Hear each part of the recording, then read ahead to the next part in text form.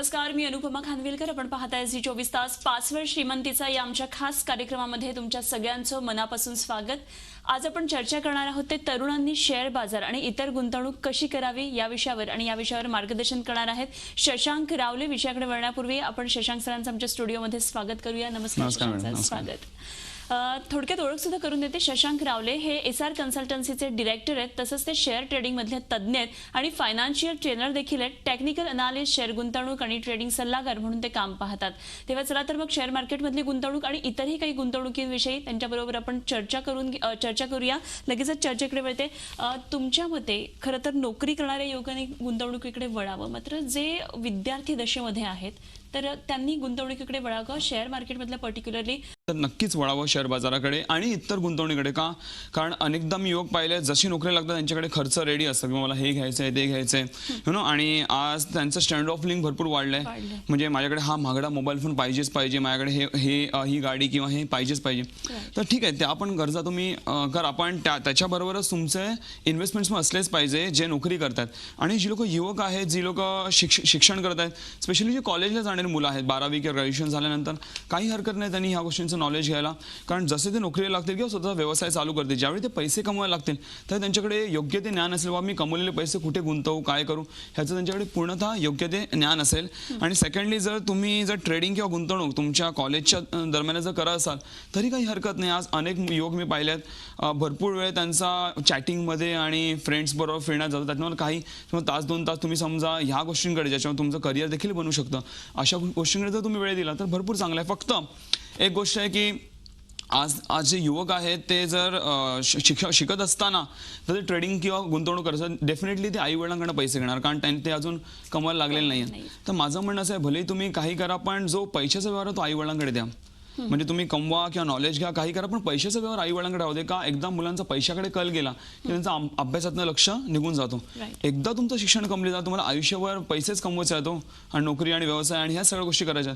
पण एकदा शिक्षणाचं वय निघून गेलं की त्यानंतर पुढे जाऊन पस्तावा नको व्हायला. कारण परत जर तुम्ही शिक्षण अर्धवट सोडून जर परत शिक्षणाकडे वळायला गेला तर तेवढ्या रीतीने तुम्ही चांगल्या रीतीने तो फ्लोमध्ये चांगले पर्सेंटेज आणि ह्या गोष्टी करू शकत नाहीत. तर हा मोठा ड्रॉबॅक असतो आयुष्यामध्ये. तशी चुकून सुद्धा करू नाही, पण तुम्ही साईड बाय साईड करण्यात काहीच हरकत नाही. ओके.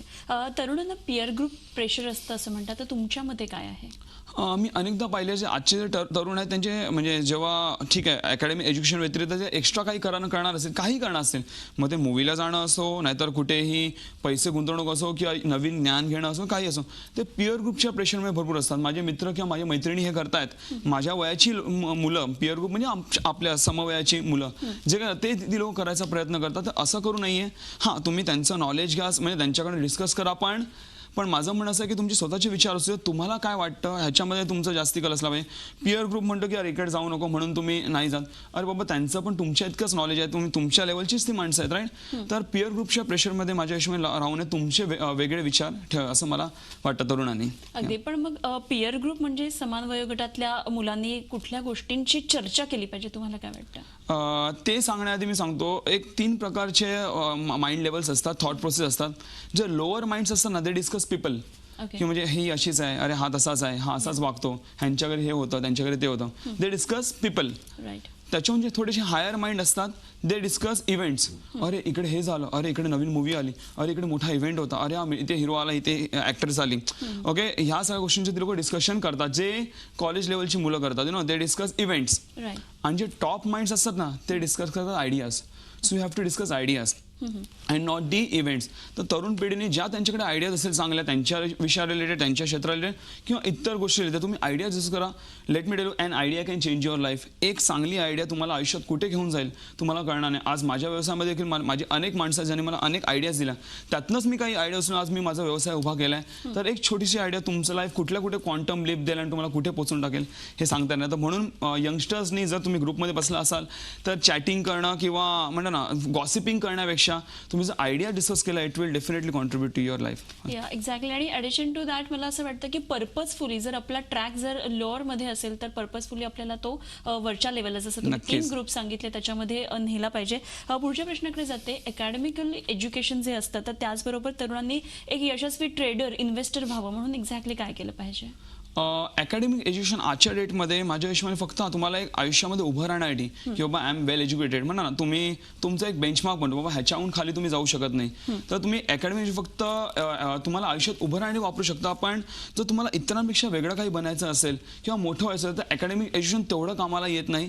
तुमच्याकडे जसं इव्हन आपले नरेंद्र मोदी सर पण बोललेत की स्किल्ड बेस्ड एज्युकेशन असलं पाहिजे. तुमच्याकडे स्किल्ड बेस्ड एज्युकेशन असलं पाहिजे. तुमच्याकडे तुमच्या अकॅडमीपेक्षा वेगळं काहीतरी नॉलेज असलं पाहिजे आणि ते जर केलं तुम्ही आयुष्यामध्ये भरपूर सक्सेसफुल का कारण अकॉर्डिंग टू मी कुठलीही व्यक्ती दुसऱ्याची आयडियाने मोठी होत नाही. तुम्हाला स्वतःची आयडिया वापरली भले तुम्ही ऐका जनाचा पण करा मनाचा तुम्हाला जे वाटतं ते करा स्वतःची आयडिया वापरा. आय अश्युअर की तुम्ही आयुष्यामध्ये भरपूर मोठी सक्सेस मिळू शकता असं मला वाटतं. अगदी पण त्याचबरोबर इन्व्हेस्टमेंटकडे वळताना नेमकं काय केलं पाहिजे कारण पुस्तक वाचणंही गरजेचं आहे तर अशा वेळी तुम्ही काय सजेस्ट कराल कशा म्हणजे ट्रेडर इन्व्हेस्टर होण्यासाठी तरुणांनी बेसिकली काय केलं पाहिजे? पहिली गोष्ट आता पुस्तकांबद्दल सांगतो त्याच्यानंतर पुढे काय करायला सांगतो. मी माझ्या आयुष्यात मी कुठलीच इन्व्हेस्टमेंट किंवा ट्रेडिंग पुस्तकाने वाचली याचा मला अभिमान आहे. का माहिती आहे कारण आज जर मी पुस्तकं वाचली समजा एका व्यक्तीने जे पुस्तक लिहिलंय ज्यांनी कोणी लिहिलं असेल पुस्तक त्यांनी कुठेतरी नॉलेज घेतलं असेल ओके त्यांनी ज्याच्याकडून नॉलेज घेतलं त्यांनी पण कुठून तरी ऐकलं असेल पण कोणतरी असेल ना ज्याने ते निर्माण केलं असेल तर मग कोणतरी मी का नसू शकतो मी का दुसऱ्याचं नॉलेज घेतलं पाहिजे. पुस्तकं वाचा नाही असं नाही पण माझं परत मी तसंच म्हणतो की तुम्ही स्वतःची आयडिया डेव्हलप करा. आज मी पुस्तकाचा कुठलाही बेस न घेता मी फक्त स्वतःची आयडिया डेव्हलप करत गेलो आणि त्याच्यामध्ये मला चांगले रिझल्ट्स यायला लागले ज्याच्यामध्ये आज असं एक युनिक नॉलेज डेव्हलप केलंय जे कोणाकडे अवेलेबल नाही आहे. जर तुम्ही पुस्तकं वाचली समजा ट्रेडिंग किंवा गुंतवणूक करताना पुस्तकं वाचले तुमच्याकडे एक बेस असतो त्या बेसवर तुम्ही एक्स्ट्रा काहीतरी ॲड ऑन करू शकता. स्वतःचं काही वेगळं निर्माण करू शकत नाही. तर तुम्ही जरी पुस्तक वाचत असाल तरी त्यातनं फक्त थोडे आयडियाज घ्या पण वेगळं स्वतःचं काही निर्माण करायचा प्रयत्न करा. हां आणि जर तुम्हाला ट्रेडिंग आणि गुंतवणुकीचं नॉलेज पाहिजे असेल तर माझ्या हिशोबाने कुठल्याही पुस्तकामध्ये असा एक सक्सेसचा फॉर्म्युला लिहिलेला नसतो. जर एवढं सोपं असतं तर सगळ्यांनीच पैसे कमवले असते. तर माझं म्हणणं असं की एक योग्य तो ट्रेनर ज्याच्याकडे प्रॅक्टिकल नॉलेज असतं पुस्तकामध्ये काही प्रॅक्टिकल नॉलेज नसतो जिकडे तुम्हाला प्रॅक्टिकल नॉलेज मिळेल त्या ठिकाणी तुम्ही जावं. जसं की कोणी तुम्हाला योग्य तो सल्लागार असेल जसं आमचं देखील ट्रेनिंग्सवर चालतं त्याच्यावर आपण पुढे बोलणारच आहोत तसं तुम्ही जर सल्लागार शोधला ज्याच्याकडे प्रॅक्टिकल नॉलेज आयुष्यामध्ये प्रॅक्टिकली ते इम्प्लिमेंट करून त्याचा चांगले पैसे बनवले मे बी ट्रेडिंग असो गुंतवणूक इतर गोष्टीमध्ये केलेलं आहे सक्सेस त्यांच्याकडे जावं कारण जे प्रॅक्टिकल नॉलेज जे तुम्हाला देऊ शकतात ते तुम्हाला थिअरी काही देऊ शकत नाही असं मला वाटतं. अगदी अगदी खरं तुमच्यासारखं एक सक्सेसफुल जेव्हा अनालिसिस बोलतो तेव्हा हे निश्चितच लक्षात घेतलं पाहिजे प्रत्येक वेळी आपल्याला पुस्तकांमधून ज्ञान मिळतंच असं काही नाही प्रॅक्टिकल याच्यावर पण आपल्याला काम केलं पाहिजे. एका सामान्य तरुणाने इन्व्हेस्टर या लेवलपर्यंत पोहोचण्यासाठी काय केलं पाहिजे? एक 4 कॅटेगरीची माणसं असतात म्हणजे एक जेव्हा माणूस 0 पासून उभा राहतो पहिला एक लेवल जे असतं ते असतं एम्प्लॉई लेवल म्हणजे पहिलं तर एखादा मुलगा नोकरी पत्करतो ओके एम्प्लॉई लेवलला तो काही चांगले पैसे कमवतो तो जॉबचा एक्सपिरियन्स पण घेतो आणि तो काही ठिकाणी कॉन्टॅक्ट देखील उचलतो आणि तो नेक्स्ट लेवलला पोहोचतो that is self employed level. आता सेल्फ एम्प्लॉईड लेवलला पोहोचल्यावर तो स्वतःच बिझनेसमॅन असतो स्वतःच पिऊन असतो स्वतःच एम्प्लॉई सगळी कामं त्याला स्वतःच करावी लागतात.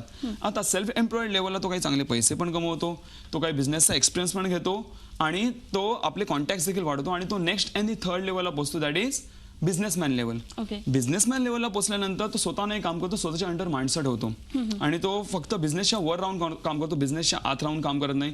तो फक्त आयडियाज लावतो सिस्टम टाकतो पैसे लावतो आणि निघून जातो. असा तुमच्याकडे कोणी बिझनेसमॅन असेल जो बिझनेसच्या आत राहून सगळं काम करत असेल तर तो बिझनेसमॅन नसतो स्वतःच्याच कंपनीमध्ये एक एम्प्लॉई असतो. आता बिझनेसमॅन लेवलला तो आपल्या लोकांकडून काम करून घेतो आणि चांगले पैसे कमवतो. बिझनेसमॅन लेवलला चांगले पैसे कमवल्यानंतर तो नेक्स्ट अँड दी लास्ट लेवलला पोहोचतो that is investor level. Okay आणि इन्व्हेस्टर लेवलला पोहोचल्यानंतर जसं मी तुम्हाला म्हटलं सेल्फ एम्प्लॉईड लेवलला तो स्वतः काम करत होता राईट. बिझनेसमॅन लेवलला तो स्वतः नाही काम करत त्याची लोक त्याच्यासाठी काम करत होती. पण जेव्हा तो इन्व्हेस्टर लेवलला पोहोचतो त्यावेळी तो स्वतः नाही काम करत त्याचा पैसा त्याच्यासाठी काम करतो. इव्हन ना तो स्वतः काम करतो ना त्याची लोक त्याच्यासाठी काम करत तर त्याचा पैसा त्याच्यासाठी काम करतो. आणि ज्यावेळी तुमचा पैसा तुमच्यासाठी काम करायला लागेल ना त्यावेळी तुम्हाला काम करायची गरज नाही. तुम्ही तुमच्या पैशाला फक्त चालायला शिकवा तो स्वतःच पडायला लागेल. तुम्ही तुमच्या पैशाला बँक्स म्युच्युअल फंड एफडीज इकडे वगैरे ठेवून स्टॅग्नंट होणार तो कधीच एवढा तुम्हाला वाढताना दिसणार नाही. ओके तर अशा प्रकारे तुम्ही इन्व्हेस्टरला पोहोचू शकता आणि जेव्हा तुम्ही शेअर बाजारात गुंतवणूक करता त्यावेळी तुम्ही डायरेक्टली इन्व्हेस्टर बनता म्हणून त्याच्यामध्ये एवढा चांगला पैसा आणि इन्व्हेस्टर सर्वात जगामध्ये श्रीमंत असतात असं माझं म्हणणं आहे. अगदी अगदी एकंदरीत चर्चेमधून माझ्या लक्षात आलं की फोकस असणं आयुष्यामध्ये खूप गरजेचं आहे. तर तुम्ही ह्याच्यावर काय सांगाल की हा फोकस असणं कितपत गरजेचं आहे? अनेकदा मी तरुण पाहिले आहेत आजच्या डेटमध्ये. जसं मी म्हटलं की आपल्या गरजा वाढल्या आहेत, पैशाची गरज वाढली आहे, आपले स्टँड ऑफ लिव्हिंग वाढलं आहे. तर ती मुलं म्हणतात ना, एखाद्या गोष्टीकडे फोकस नाही करत किंवा मला हेच करिअर करायचं आहे. त्यांचा कल जास्ती पैशाकडे असतो, कशामध्ये जास्ती पैसे आहेत हे बघतात. माझं म्हणणं असं आहे, मी माझ्या आयुष्यात देखील पहिलं पैशाकडे लक्ष दिलं. मी मला काय अचीव करायचं आयुष्यात त्याच्याकडे लक्ष दिला. Money is a by product. Okay, तुमच्याकडे जर म्हणा काबिलियत असेल तर कामयाबी तुम्हाला बाय डिफॉल्ट फॉलो करत, त्याच्यामागे तुम्हाला पडायची गरज नाही आहे. आणि असं म्हटलं तर आमचे एक सर होते कॉलेजेसमध्ये, त्यांनी आम्हाला सांगितलेलं, असं मला ते म्हणाले की that even though if you are a cobbler do the best in it. जरी तुम्ही मोची जरी असाल तरी पण त्याच्यामध्ये चांगला तुम्ही आयुष्यात भरपूर सक्सेसफुल व्हा. तो दुसरा हे करतोय त्याच्याकडे चांगला पैसा आला म्हणून ते करा जाईल, तो सक्सेसफुल आला म्हणून तुम्ही सक्सेसफुल व्हा ह्याची गॅरंटी नाही आहे. म्हणून स्वतःचं निर्माण करा, फक्त फोकस ठेवा, कामाकडे लक्ष द्या. जरी तुम्ही आपटला तरी पण तुम्हाला त्यातनं धडे मिळतील. असं गुजरात्यांमध्ये बोललं होतं, म्हणजे ती लोक, अगर आप किसी भी धंदे में 1000 दिन टिकते हो you will definitely become successful. जरी तुम्ही पडला तरी किंवा काही केलं तरी पण 1000 दिवस टिकला म्हणजे तो सक्सेसफुल होणार. का? कारण तुम्हाला त्या व्यवसायाचं प्रॉपर ज्ञान आलं आता.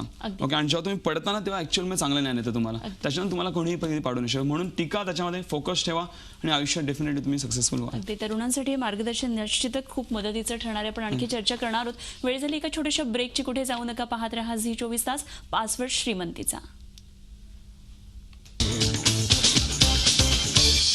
पासवर्ड श्रीमंतीचा या गुंतवणूक विशेष कार्यक्रमामध्ये आपल्या सगळ्यांचं पुन्हा एकदा स्वागत. सध्या आपल्याबरोबर शशांक रावले सर आहेत. आपण त्यांच्याकडून गुंतवणुकीविषयी आणि शेअर मार्केटमधल्या पर्टिक्युलरली गुंतवणुकीविषयी जाणून घेतोय. पुन्हा एकदा चर्चेकडे वळतो. आपण तरुणांना मार्गदर्शन केलं ब्रेकवर जाण्यापूर्वी की काय नेमकं कशा पद्धतीनं आलं पाहिजे शेअर मार्केटमध्ये. पण जेव्हा आपण हा विचार करतो यंगस्टर्सच्या बाबतीमध्ये, तर त्यांनी एंट्री करताना नेमकं काय केलं पाहिजे?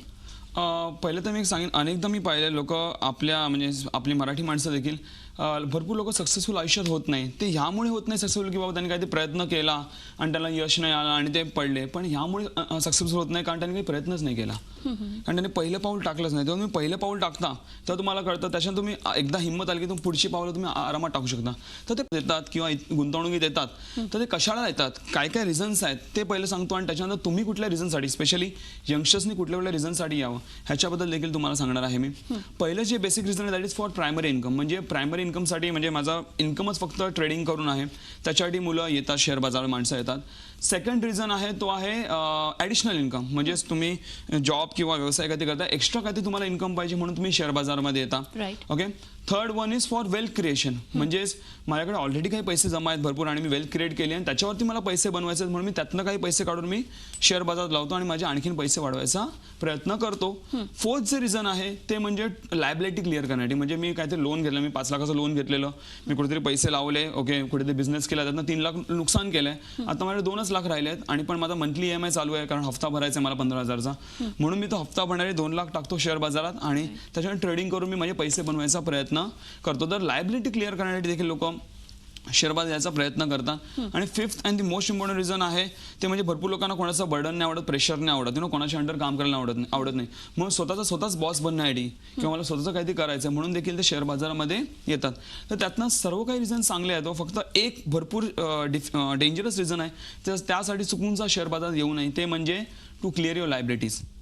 कारण शेअर बाजार हे जर भले तुम्ही किती चांगले अॅनालिस्ट बना, किती चांगले पैसे कमा, पण जर तुमच्यामध्ये 2 गोष्टी असतील म्हणजे ग्रीड आणि फिअर असेल तर तुम्ही कधी मार्केटमध्ये कुठेही पैसे किंवा कुठल्याही गोष्टीमध्ये सक्सेसफुल होऊ शकत नाही. उदाहरण घ्या, तुम्ही गाडी चालवता, तुम्हाला फिअर आलं, भीती वाटली की मी चालू शकतो, तुम्ही नक्की जाऊन गाडी ठोकाल.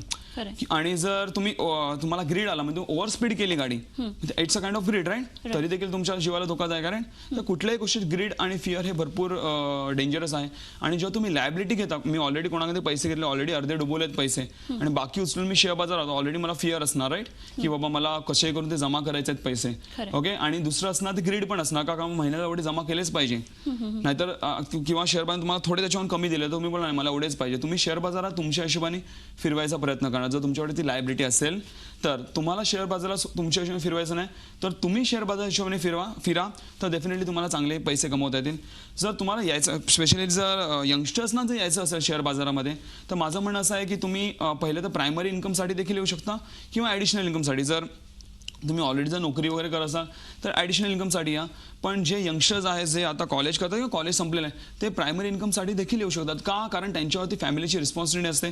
ते बेड अर्नर नसतात, फॅमिलीचे आई वडील असतात, बहीण भावंड पण नोकरी करणारे असतात, त्यांच्याकडे सपोर्ट असतो. तर ते स्वतःला उभं राहणारे ते भरपूर चांगल्या रीतीने ना झिरोपासून सुरुवात करू शकतात. ज्यांचं ऑलरेडी वय झालं 35-40 उलटली आहे, त्यांच्या मुलं आली आहेत, ओके, आई वडील पण जॉब नाही, पूर्ण फॅमिलीची जबाबदारी त्यांच्यावर आहे. जर ती लोक डायरेक्टली शेअर बाजारात घुसली तर जरुरी नाही की डायरेक्टली एक पहिल्या दिवशीपासून पैसे कमावं लागतात. एक 15-20 दिवस महिना लागेल त्यांना परफेक्ट व्हायला.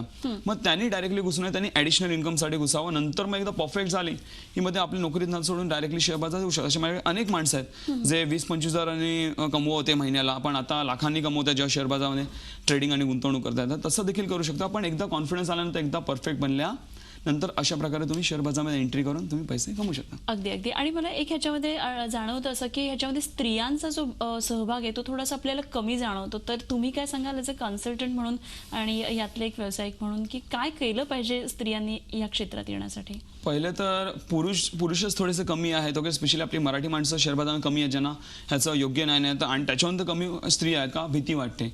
आपण मराठी माणसं रिस्क घ्यायला घाबरतो आणि लेडीज त्याच्याहून जास्त घाबरतात. काही घाबरायचं कारण नाही. आज इतर जातीतील लोक भरपूर चांगले आहे ना, रिस्क घेऊन आपल्या आयुष्यात भरपूर मोठे व्यवसाय त्यांनी उभे केलेत. कधी रिस्क घ्यायला घाबरू नये. आयुष्यात कॅल्क्युलेटेड रिस्क घ्यायला शिका. Okay, so if you take more the risk you will earn more. Okay, but it should be a calculated risk. Okay, तर स्त्रियांनी येण्यात काही हरकत नाही. फक्त काय त्यांनी स्त्रिया जास्त इमोशनल असतात. ओके, त्यांनी आपले इमोशन्स कंट्रोल करावे. म्हणजे त्यांचं म्हणा ना ग्रीड किंवा फिअर त्यांनी कंट्रोल करावं. ज्याच्यासाठी आम्ही प्रॉपरली ट्रेनिंग पण देतो की बाबा तुम्ही ते कसं काय. याच ट्रेनिंग विषयी आम्हाला तुमच्याकडून जाणून घ्यायचे. शशांक सरांच्या अनेक कार्यशाळा असतात, आपण त्याविषयी जाणून घेणार आहोत. वेळ झाली एका छोट्याशा ब्रेकची, कुठे जाऊ नका. पाहत रहा झी 24 तास, पासवर्ड श्रीमंतीचा. पासवर्ड श्रीमंतीचा या विशेष कार्यक्रमामध्ये पुन्हा एकदा सगळ्यांचं स्वागत. शेअर मार्केटमधल्या गुंतवणुकीविषयी आपण जाणून घेतोय आणि शशांक रावले आपल्या बरोबर आहेत. या संदर्भात मार्गदर्शन करण्यासाठी आपण ब्रेकवर जाण्यापूर्वी बघितलं होतं की कशा पद्धतीने शेअर मार्केटमध्ये आलं पाहिजे, काय काय गोष्टी लक्षात ठेवल्या पाहिजेत. मात्र याचसाठी आपल्याला ट्रेनिंगची सुद्धा गरज असते आणि शशांक रावले सर याच्यामध्ये ट्रेनिंग देतात. आपण त्यांच्या कार्यशाळेविषयी विचारूया. आपल्या कार्यशाळा असतात, मला वाटते मुंबईमध्ये दादरमध्ये आहे, तसंच ठाण्यामध्ये, नाशिकमध्ये, पुण्यामध्ये. तर काय सांगाल, कधी कधी या कार्यशाळा आहेत? कधी कधी सांगण्यात त्याच्यामध्ये आम्ही काय काय गोष्टी कव्हर करतो थोडक्यात तुम्हाला सांगायला मला आवडेल. अनेक लोकांना भीती असते, मला शेअर बाजार माहितीच नाहीये, शेअर बाजार किंवा इतर गुंतवणूक मला नॉलेज नाहीये, कसं करणार, काय करणार. तुम्हाला 0 पासून पूर्ण नॉलेज दिलं होतं त्याच्यामध्ये. ओके, आणि पहिली गोष्ट नुसतं शेअर बाजार नाही, तुम्ही इतर गुंतवणुका कशा करावा ह्याच्याबद्दल देखील नॉलेज तुम्हाला दिलं जातं. आज आपण पैसे कमवतो, पण आज आपण जे काही काम करतो, जे करतो, आपण पैसे कमवण्यासाठीच करतो, राईट. जर ते कमवलेले पैसे तुम्हाला माहिती नसते मला कुठे गुंतवायचे आहेत, कसे वाढवायचे, तुम्ही कमवलेल्या पैशाचा तुम्हाला काही उपयोग नाही. तुम्ही तुमच्या पैशाला जेव्हा चालायला शिकवाल तेव्हा तुम्ही आयुष्यात पुढे जावाल. तर त्या तुमच्या पैशाला आम्ही चालवायला नक्कीच मदत करतो. तुम्हाला 0 पासून प्रत्येक ठिकाणी म्हणजे ट्रेडिंग कसं करावी, गुंतवणूक कशी करावी, म्हणजे प्रॉपर्टी, गोल्ड, इक्विटी, सगळ्या गोष्टींना तुम्हाला परफेक्ट नॉलेज दिलं जातं. आणि एक सामान्य माणूस ज्याला काहीही म्हणा शेअर बाजाराचं किंवा इतर गुंतवणूक नॉलेज नाही, तो चांगल्या रीतीने आपल्या आयुष्यामध्ये या सगळ्या गुंतवणुकावरून चांगल्या रीतीने ग्रो होऊ शकतो. येस. आणि मला असं वाटतं की ॲडिशन टू दॅट ही कार्यशाळा मोफत आहे. त्याच्यामुळे अगदी फक्त तरुणच नाही तर ज्यांना या गुंतवणुकीमध्ये किंवा शेअर मार्केटमधल्या गुंतवणुकीचे काही प्रश्न असतील तर जरूर या कार्यशाळेचा आपल्याला लाभ घेतला पाहिजे. मोफत ही कार्यशाळा आहे. सर आपण काय सांगू? फक्त मिस कॉल द्या आमच्या नंबरवर. तुम्हाला ॲड्रेस 1 ते 2 दिवसांनी तुम्हाला सगळे ॲड्रेस डिटेल्स तुम्हाला येऊन जातील आणि त्याच्यावर तुम्हाला येऊ शकता. या कार्यशाळा कुठे कुठे आहे तुम्हाला मी थोडक्यात मला सांगायला आवडेल. पहिली जी आपली कार्यशाळा ती बुधवारी आहे 28 तारखेला, जी की आहे दादरमध्ये. त्याचे ॲड्रेस तुम्हाला स्क्रीनवरती येतच असतील. ओके, त्याच्यानंतर गुरुवारी जी आपली कार्यशाळा ती पुण्यामध्ये आहे. ओके, आणि शुक्रवारी जी आहे ती आहे तुमची ठाण्यामध्ये, आणि रविवारी आपली नाशिकमध्ये कार्यशाळा आहे. त्याची पूर्ण डिटेल्स तुम्ही फक्त मिस कॉल द्या, तुम्हाला सगळ्या कार्यशाळा डिटेल तुम्हाला एक साथ येतील. ओके, आणि त्यातनं कुठली जी पाहिजे कार्यशाळा तुम्ही अटेंड करू शकता आणि या मोफत कार्यशाळेचा नक्की तुम्ही लाभ घेऊ शकता. अगदी अगदी. आणि तरुणांना आपण स्पेसिफिकली काय सांगणार, जसं आपण मार्गदर्शन इतका वेळ केलेलं आहेच, त्यामुळे पुणे, मुंबई, ठाणे आणि नाशिक म्हणजे संपूर्ण महाराष्ट्र आपण म्हटलं तरी कव्हर करतोय. वेगवेगळ्या शहरातून जरूर या कार्यशाळेचा आपण लाभ घेऊ शकता. SMS करू शकता किंवा मिस कॉल करू शकता. आपल्याला पुढचे डिटेल्स सर सांगतातच की कशा पद्धतीनं या कार्यशाळेमध्ये सगळा पोर्शन कव्हर केला जातो. आणखी सर तुम्हाला कार्यशाळेविषयी काही सांगायचं आहे? कार्यशाळेत फक्त तरुणांनीच नाही तर तुम्ही कोणीही येऊ शकता. आजचा आपला भले एपिसोड फक्त तरुणांसाठी पण सगळे वेलकम आहेत. ओके, यंगस्टर्स पासून ते इव्हन जे सिनियर सिटीजन कोणीही येऊ शकतं या कार्यशाळेत. कोणाला असं वयाचं बंधन नाहीये. ओके, आणि प्रत्येकाला या गोष्टीचा फायदा होईल. फक्त सिनियर सिटीजनसाठी आमचा सल्ला थोडासा वेगळा असतो आणि यंगस्टर्ससाठी थोडासा वेगळा असतो. त्यांच्या गुंतवणुकीचे थोडेसे प्रकार थोडेसे वेगळे असतात. म्हणजे ना त्यांनी आपलं उदाहरण घ्या की समजा जेवढे जास्ती वय तेवढं त्यांनी कमी गुंतवून शेअर बाजार. येस, म्हणजे फॉर एक्झाम्पल आम्ही जसं म्हणतो 100 मायनस युअर एज. एखादा व्यक्ती समजा आता तरुण असेल तर एखाद्या व्यक्तीचं वय समजा 25. ओके, तर 100 मायनस 25 म्हणजे मॅक्झिमम 75% ते आपले पैसे शेअर बाजारामध्ये गुंतवू शकतात. आणि जर एखादा व्यक्ती असेल समजा 60 वर्षाची व्यक्ती असेल तर 100 मायनस एज म्हणजे 100 minus 60 is equal to 40. Maximum 40% ते आपले पैसे शेअर बाजारात गुंतवू शकतात. हा एक्झाम्पल होता. अशा अनेक गोष्टी आहेत ज्या आम्ही त्यांना गाईड करतो. तेवढा फरक पण कोणीही येऊ शकतं कार्यशाळेत. नक्की. अगदी अगदी मला वाटतं आपण एकदा पुन्हा सांगूया की नेमक्या कार्यशाळा कुठे कुठे होणार आहेत. मुंबईमध्ये दादरमध्ये होणार आहेत. त्याचप्रमाणे ते किती तारखेला होणार आहे? दादरमध्ये जी आपली कार्यशाळा आहे ती बुधवारी आहे 28 तारखेला. त्याच्यानंतर मग गुरुवारी जी आपली कार्यशाळा आहे ती आहे पुण्यामध्ये. ओके, जी काय 29 तारीख. आणि शुक्रवारी जी आपली कार्यशाळा आहे ती आहे ठाण्यामध्ये जी आहे 30 तारीख. आणि त्याच्यानंतर एक दिवस गॅप आहे आणि रविवारी आपली नाशिकमध्ये कार्यशाळा असेल. जे IMA हॉल तुम्हाला माहितीच असेल, भरपूर फेमस आहे IMA हॉल नाशिकमध्ये. जे आय थिंक एक IMA हॉल म्हणून कोणीही विचारलं तुम्हाला कोणीही सांगेल तर तिकडे येऊन तुम्ही नक्कीच ती कार्यशाळा अटेंड करू शकता. तसंच नंबर्स हे स्क्रीनवर डिस्प्ले होतात, त्यामुळे आपण या नंबर्सवर SMS करू शकता किंवा मिस कॉल करू शकता आणि या कार्यशाळांविषयी आणखी डिटेल्स घेऊ शकता. सर, आज तुम्ही आलात पाचवड श्रीमंतीमध्ये आणि खूप छान हे सगळं मार्गदर्शन केलं. आपल्या कार्यशाळांचा लाभ निश्चित अनेक जण घेतील. तुम्ही आलात त्याबद्दल खूप खूप धन्यवाद. आणि यानंतर पाचवड श्रीमंतीच्या विशेष कार्यक्रमामध्ये आपण इथेच थांबतोय. पाहत रहा झी 24 तास आणि रहा एक पाऊल पुढे.